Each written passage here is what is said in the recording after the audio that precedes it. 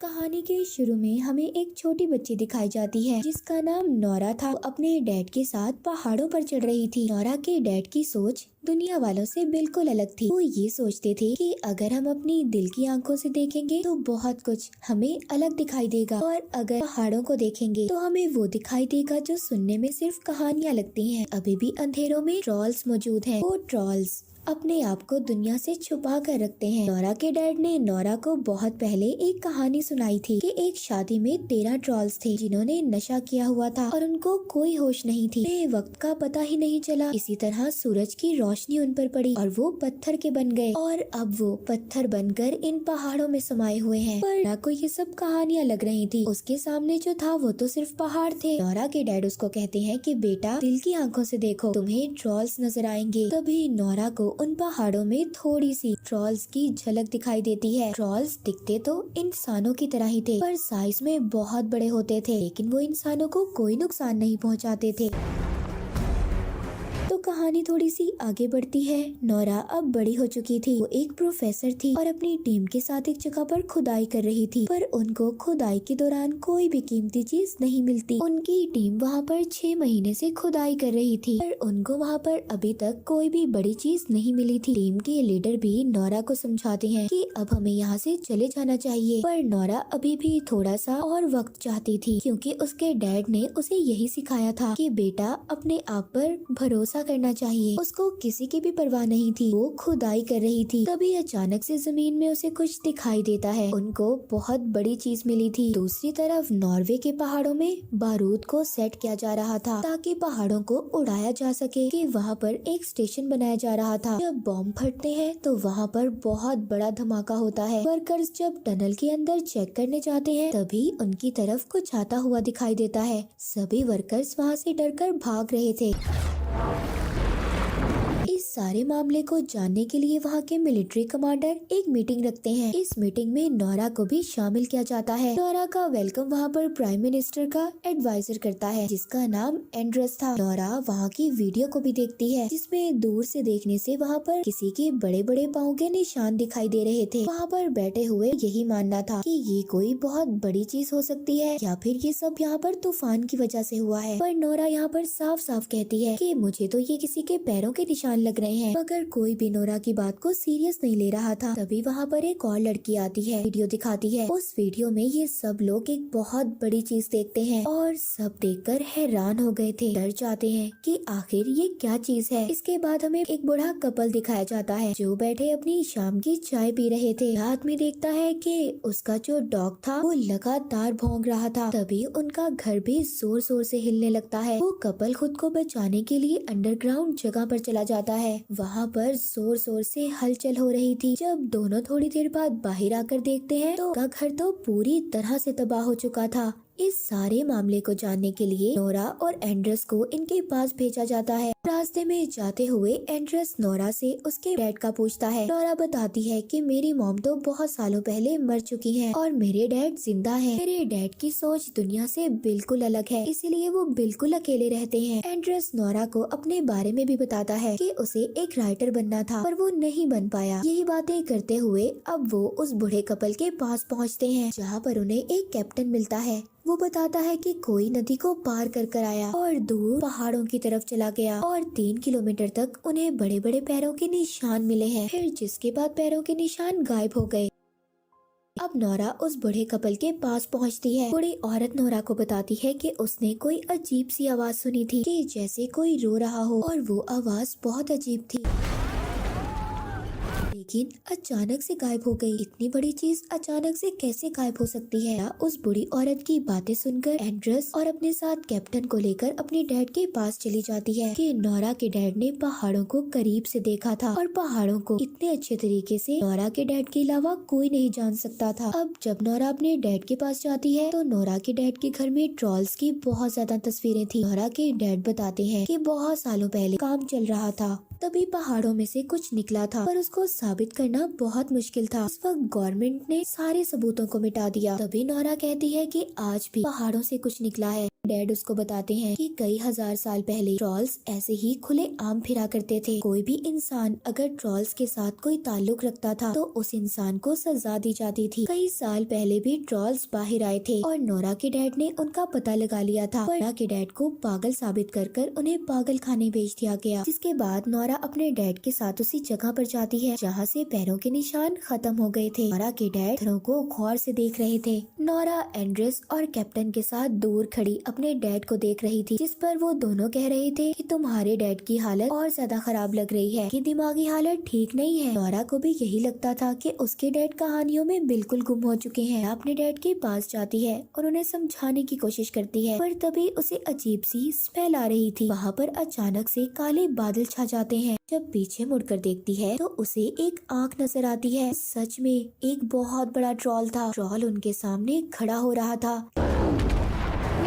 Captain जल्दी से सबको वहाँ से ले जाता है और यहाँ से निकलते हुए वो अपने कैमरे में सबको ये वीडियो वहाँ पर मिलिट्री कैंप में दिखाते हैं। किसी को भी देखकर आंखों पर यकीन नहीं हो रहा था। नोरा के डैड अब भी ट्रॉल्स की बात ही कर रहे थे, पर अभी किसी को भी उनकी कहानियों पर यकीन नहीं था, इसीलिए उनको वहाँ से बाहर निकाल दिया जाता है। नोरा यहाँ पर सब बातें समझने के लिए उनसे थोड़ा टाइम मांगती है। वहाँ की प्राइम मिनिस्टर नोरा से कहती है कि हमारे पास इतना वक्त नहीं है कि तुम इन सब बातों को समझोगी, और हम उस वक्त तक का इंतजार करेंगे जब तक तुम समझोगी कि वो क्या चीज है। वो चीज हमें तबाह कर देगी। अब आगे का काम मिलिट्री ही संभालेगी। वो जो भी चीज होगी उसको मार दिया जाएगा। कैप्टन के पास जाती है। वो कैप्टन से कहती है, क्या तुम हमें अपने साथ नहीं लेके जा सकते? मैं भी तुम्हारे साथ जाना चाहती हूँ। को इस बात की इजाजत तो नहीं थी कि वो इन तीनों को साथ लेकर जाता, लेकिन फिर भी वो नोरा की बात मान लेता है। मिलिट्री उन्हें ट्रॉल की लोकेशन बताती है कि वो कहाँ पर है, जिसके बाद सभी वहाँ पर पहुँच जाते हैं। वहाँ पर सब फौजियों को भेज दिया जाता है। वहाँ पर सबको ट्रॉल का इंतजार करना था। वहाँ पर डैड उससे माफी मांगते हैं क्योंकि नोरा के डैड ने उसे कभी टाइम नहीं दिया था। उसके डैड के होते हुए भी उसने ऐसी जिंदगी गुजारी कि जैसे उसका इस दुनिया में कोई ना हो। पर नोरा कहती है कि मैं अकेली नहीं हूँ, डैड अभी मेरे साथ हैं। इसके बाद वहाँ पर ट्रॉल आ जाता है, लेकिन वो अपनी जगह पर ही रुक गया था। उसको पता चल गया था कि इर्द गिर्द लोग हैं। वहाँ पर ट्रॉल को देखते ही फायरिंग करने का हुक्म दे देता है, पर उस फायरिंग से ट्रॉल को कुछ भी नहीं हो रहा था। उल्टा ट्रॉल को बहुत ज्यादा गुस्सा आ जाता है।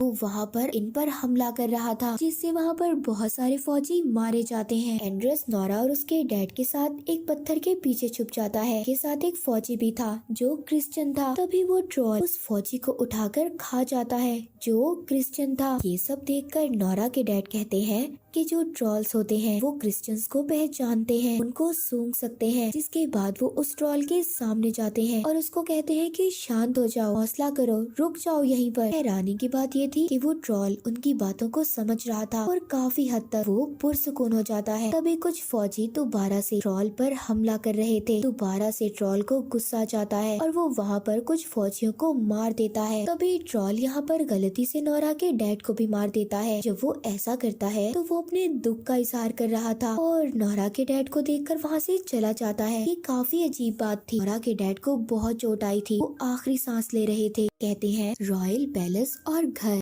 ये कहकर वो मर जाते हैं। अपने डैड को भी खो दिया था। उसका अब इस दुनिया में कोई भी नहीं था।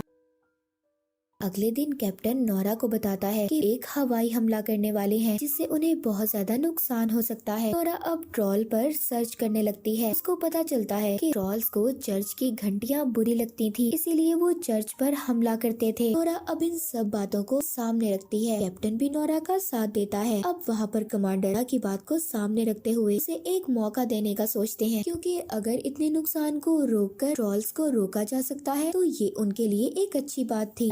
प्लान यहाँ पर ये था कि वो चर्च की घंटियों को बचाकर उस ट्रॉल को रोकेगी। नोरा का ये आइडिया काम भी करता है। ट्रॉल को जब चर्च की घंटियाँ सुनाई देती हैं तो वो इन घंटियों की आवाज को बर्दाश्त नहीं कर पाता, सभी घंटियों को तोड़ने लगता है। जिसके बाद वो इन आवाजों को सुनकर बेकाबू हो गया था, जिससे वहाँ पर एक बच्चे की जान भी जाने वाली थी। पर ट्रॉल उस बच्चे को बचा लेता है, उसे कुछ नहीं होने देता। सब लोग ये देखकर हैरान थे। इसके बाद ट्रॉल वहाँ पर नोरा को देखता है, जिसके बाद वो यहाँ से चला जाता है। नोरा का आइडिया काम नहीं करता, इसीलिए उसको इस मिशन से बाहर निकाल दिया जाता है। पूरी गवर्नमेंट ये सोचती है कि वो उस ट्रॉल पर मिसाइल से हमला करेंगे। इसी वजह से शहर को खाली करवा दिया गया था, पर इस मिसाइल की वजह से उन्हें काफी नुकसान होने वाला था। जिसके बाद हम देखते हैं कि एंड्रस नोरा को घर छोड़ने जा रहा था। नोरा को ये बात समझ नहीं आ रही थी कि ट्रॉल अब किस साइड पर जाने वाला है। यहाँ पर उसको अपने डैड की कही हुई बात याद आती है, जिन्होंने मरते हुए रॉयल पैलेस का नाम लिया था, यानी कि राजा के घर का। नोरा वहाँ जाने का फैसला करती है। वहाँ पहुंचकर उसको राजा का चीफ मिनिस्टर मिलता है। वो बताता है कि पहले जमाने में ये माना जाता था कि अगर किसी राजा का घर किसी दूसरे राजा के घर के ऊपर बनाया जाए तो ये बहुत ज्यादा अच्छा होता है, शुभ माना जाता है। वो बताता है कि महल से पहले यहाँ पर ट्रॉल्स का घर हुआ करता था, उनको पहाड़ों का राजा कहा जाता था। वो चर्च की घंटियाँ बिल्कुल अच्छी नहीं लगती थी, इसीलिए वहाँ के राजा ने सबको मरवा दिया और एक बच्चे को जिंदा छोड़ दिया। उस बच्चे को डरा धमकाकर पहाड़ों के अंधेरों में भेज दिया गया ताकि वो वहाँ पर मर जाए। वो ट्रॉल इसीलिए यहाँ पर आना चाहता है। सालों के बाद वो उठा है, वो अपने घर वापस आना चाहता है। वो मिनिस्टर वहाँ पर उनको गुफा में कुछ कंकाल दिखाता है जो सभी ट्रॉल्स के थे। जब वहाँ के कंकाल पर रोशनी करती है तो हिस्सा पत्थर का बन जाता है और उसको यहाँ पर वो कहानी याद आती है जो उसके डैड ने सुनाई थी, जो 13 ट्रॉल्स के साथ हुआ था। जब उन पर रोशनी पड़ी तो वो पत्थर के बन गए थे। कहानियों में भी यही लिखा गया था कि रोशनी उनकी दुश्मन, इसीलिए ट्रॉल्स पर अगर तेज रोशनी पड़ती थी तो वो पत्थर के बन जाते थे। नोरा कैप्टन को कॉल करती है और उसको अपना प्लान बताती है कि कैसे ट्रॉल को मारना है ताकि उनको बड़े से नुकसान को झेलना न पड़े। एक बहुत खुले मैदान की तरफ आने का कहती है और साथ ही बहुत बड़े सोलर सिस्टम का भी इंतजाम करने का कहती है। इसके बाद नोरा और एंड्रस अपनी गाड़ी के अंदर उस छोटे बच्चे के कंकाल को रख लेते हैं, जिसको राजा ने डरा धमकाकर दोबारा से गुफा में भेज दिया था, जो ट्रॉल ही था, ताकि वो जो बड़ा ट्रॉल है उसको देखकर उनका पीछा करे ताकि वो उसको मैदान की तरफ लेकर जा सके। थोड़ी ही देर बाद रेडियो पर भी ये अनाउंसमेंट हो जाती है कि कुछ देर के बाद मिसाइल्स को छोड़ा जाएगा। नोरा को यहाँ पर अपने प्लान को कामयाब करने के लिए इन मिसाइल हमलों को रोकना था, इसीलिए यहाँ पर एंड्रस अपने एक साथी को कॉल करता है ताकि वो सारे सिस्टम को हैक कर सके। वो ऐसा ही करती है और सारे सिस्टम को हैक कर लेती है, जिसके बाद सारे मिसाइल्स बंद हो जाते हैं। कैप्टन ने भी सोलर सिस्टम को सेट कर लिया था। दूसरी तरफ नोरा और एंड्रस उस कंकाल के साथ ट्रॉल के रास्ते में आकर खड़े हो जाते हैं। ट्रॉल वहाँ पर जब उस कंकाल को देखता है तो उनके पीछे पड़ जाता है। नोरा यहाँ पर जल्दी जल्दी अपनी गाड़ी भगाती है। नोरा अचानक से जब अपनी गाड़ी रोकती है तो वहाँ से कंकाल नीचे गिर जाता है, जिसके बाद ट्रॉल वहाँ पर उस कंकाल को अपने हाथ में उठा लेता है। देखकर रोने लगा था, अभी उसके दर्द को महसूस कर रही थी। ट्रॉल का पूरी दुनिया में कोई भी नहीं था, वो बिल्कुल अकेला था। तभी वो कंकाल नीचे गिरकर टूट जाता है। अब गुस्सा आ रहा था और गुस्से से वो नोरा और एंड्रस के पीछे पड़ जाता है। नोरा भी बहुत तेजी से गाड़ी चला रही थी ताकि वो ट्रॉल से बच पाए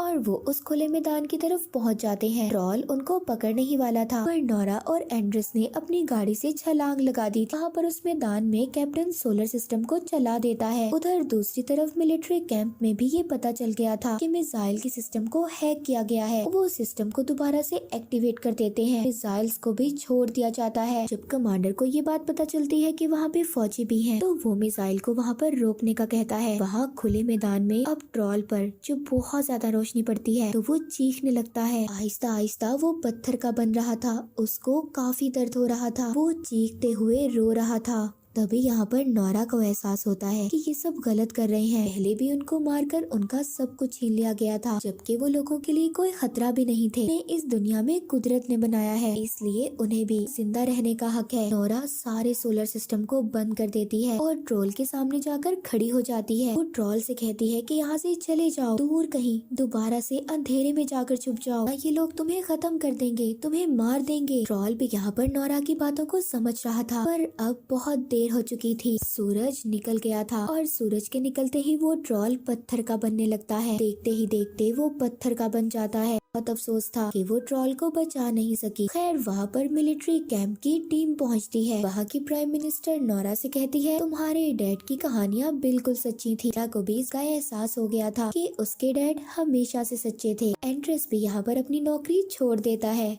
वो प्राइम मिनिस्टर से कहता है कि मुझे तो राइटर बनना है। एंड्रस नोरा से कहता है, क्या पहाड़ों के अंधेरों में और भी ट्रॉल्स रहते हैं? नोरा इस बात पर हंसने लगती है, कहती है हाँ कुछ भी हो सकता है, ये दुनिया बहुत बड़ी है। और इसी के साथ ये मूवी यहीं पर खत्म हो जाती है।